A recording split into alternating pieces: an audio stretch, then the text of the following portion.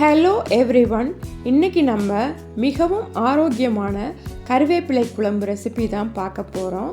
கருவேப்பிலை 4 கையளவு, பெரிய வெங்காயம் 2 பெரியதாக நறுக்கியது, குருமிளகு 2 டேபிள் ஸ்பூன், சீரகம் 1 டேபிள் ஸ்பூன், நல்லெண்ணெய் 75 ml, வெந்தயம் சீரகம் தாளிக்க, உப்பு, புளி தேவையான அளவு, வெங்காயம் பூண்டு பொடியாக நறுக்கியது. இப்போ செய்முறையை பார்த்தலாம். அடுப்பை பற்ற வச்சு வாணலியில் 3 ஸ்பூன் எண்ணெய் விட்டு பெருசாக நறுக்கின வெங்காயத்தை நல்லா கண்ணாடி பக்குவத்துக்கு வதக்கணும்.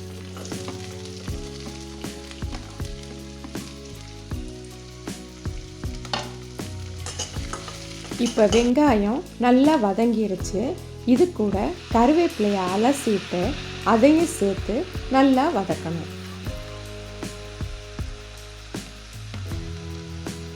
அடுப்பை மீடியம் ஃப்ளேமில் வச்சுட்டு கருவேப்பிலையை நல்லா 1 நிமிஷம் வதக்கணும்.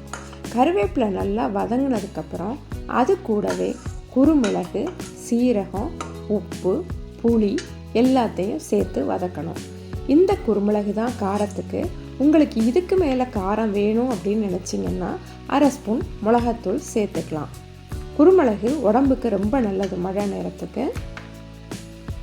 இப்போ கருவேப்பிலையை நல்லா எல்லாம் சேர்த்ததுக்கப்புறம் திருப்பி ஒரு நிமிஷம் ஸ்லோ ஃப்ளேமில் வச்சு நல்லா வதக்கணும்.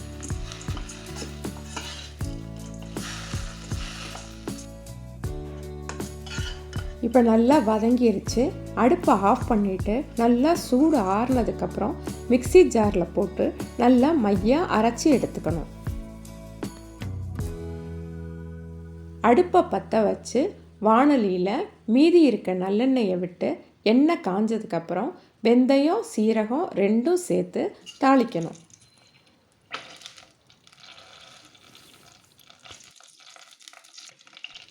தாளித்ததுக்கப்புறம் இது கூட நறுக்கி வச்ச வெங்காயம் பூண்டு 2 சேர்த்து நல்லா வதக்கணும். அடுப்பு மீடியம் ஃப்ளேமில் இருக்கட்டும், தூண்டி விட வேண்டாம். இது கூட அரைச்ச கருவேப்பிலை விழுதையும் சேர்த்து கூடவே 1/2 கிளாஸ் தண்ணியும் சேர்த்து நல்லா கொதிக்க விடணும். கொதிக்கிறப்ப அடுப்பு சிம்மில் இருக்கட்டும். அடுப்பை சிம்மில் வச்சுட்டு கருவேப்பிலை விழுதை 5 to 7 நிமிஷம் கொதிக்க விட்டால் எண்ணெய் மேலே தெளிஞ்சு கருவேப்பிலை குழம்பு ரெடி ஆயிரும். கருவேப்பிலை உடம்புக்கு ரொம்ப நல்லது. இட்லி, தோசை, சப்பாத்தி, சாதம் எல்லாத்துக்கும் ஏற்ற உணவு. ட்ரை பண்ணி பாருங்கள். Thank you. Have a great day.